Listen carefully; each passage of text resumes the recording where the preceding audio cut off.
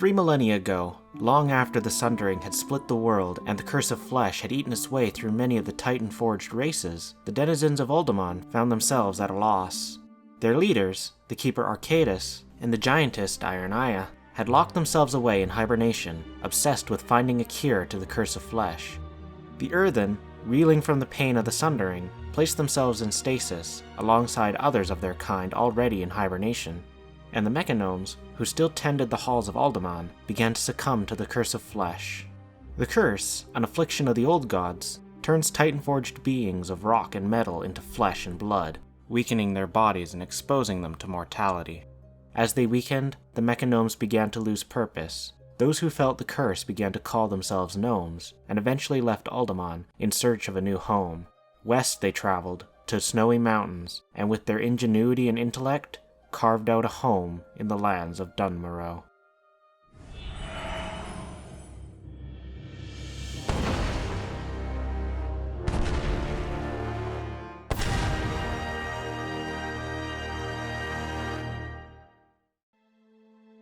As the years passed, the handful of Mechagnomes that had remained in Uldaman began to degrade, the curse taking its toll on their bodies.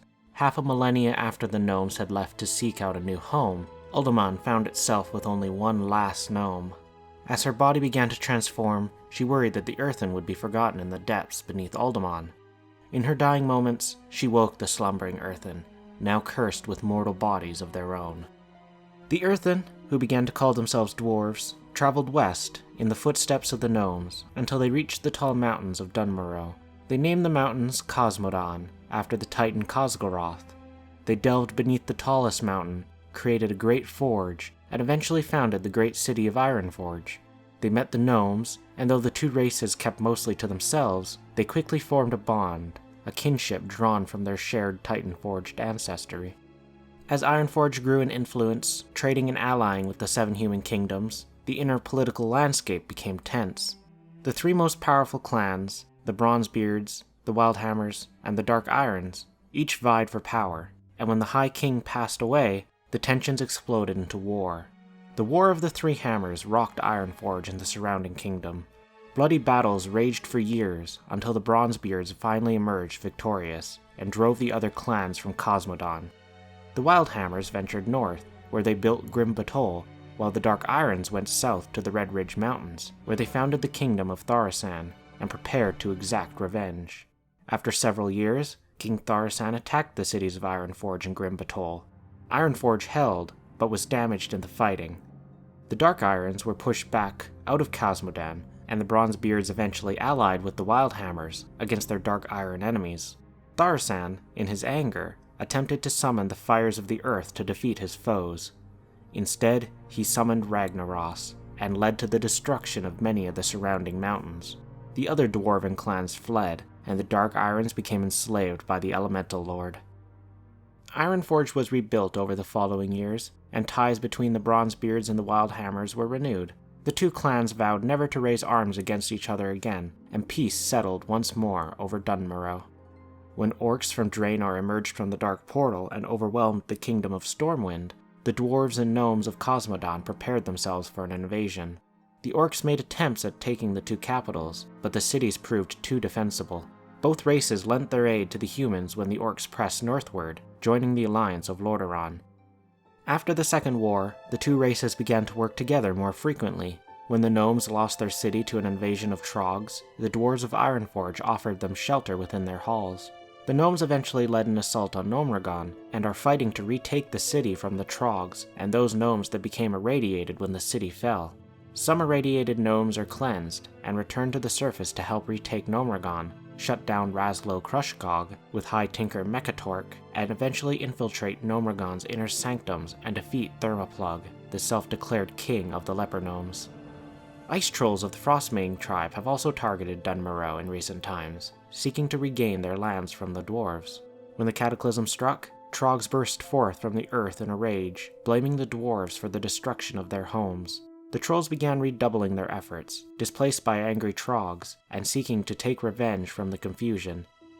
Magni Bronzebeard, king of Ironforge, was turned to diamond after attempting to commune with the earth using a tablet from Ulduar. Moira, Magni's daughter and the widow of the Thaussarian emperor, returned to claim the throne for her son, resulting in political upheaval not seen since the War of the Three Hammers. To prevent another war, the Council of Three Hammers was established to lead Ironforge, consisting of Muradin Bronzebeard, Moira Thaussarian, and Falstad Wildhammer. The three rule over the dwarves of Khaz Modan, though not always in unison. Coldridge Valley, a portion of the Dunmorrow region, is closed off when the Cataclysm strikes. The dwarves there are forced to fend for themselves when faced with rampaging trogs, cunning trolls, and even a fire elemental that has broken loose from the elemental plane. An adventurer living in Coldridge rises to the challenge, banishing the elemental and helping to quell the trog and troll threats. Word of the adventurer's bravery spreads, and they are soon transported via gyrocopter out of Coldridge and into the heart of Dunmorrow. There, they learn of the ongoing fight with the Frostmane trolls, and assists in the defense of Dunmorrow and its villages. They also learn of Dark Iron spies pressing into Dunmorrow. They uncover a plan to attack Ironforge's airfield and rush to head off the assault.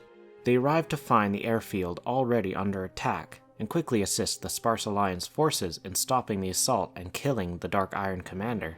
With the airfield saved, the hero is sent to Ironforge, where they confront Moira Thaussarian about the attack. Moira claims ignorance on any assault on Ironforge, asserting that she would never endanger her son's claim to the Ironforge throne. Instead, she points the adventurer to Ambassador Slaghammer, the Dark Iron ambassador in Ironforge. When the adventurer meets with Slaghammer, the ambassador freely admits that he was behind the attack. He is taken to Moira, who accuses the ambassador of treason, and has him arrested. She then warns the adventurer that not all the Dark Iron dwarves stand behind Moira, seeing her as nothing but a widow, and instead choose to follow the Twilight's Hammer, a cult loyal to Deathwing and the Old Gods. Despite their ongoing issues with trolls and Dark Iron dwarves, Dunmorrow remains one of the safer regions on Azeroth, with Ironforge serving as a near impenetrable fortress. Between the sturdy brawn of the dwarves and the ingenious intellect of the gnomes, it is doubtful anything will be able to take Dunmorrow from the descendants of the Titan Forged.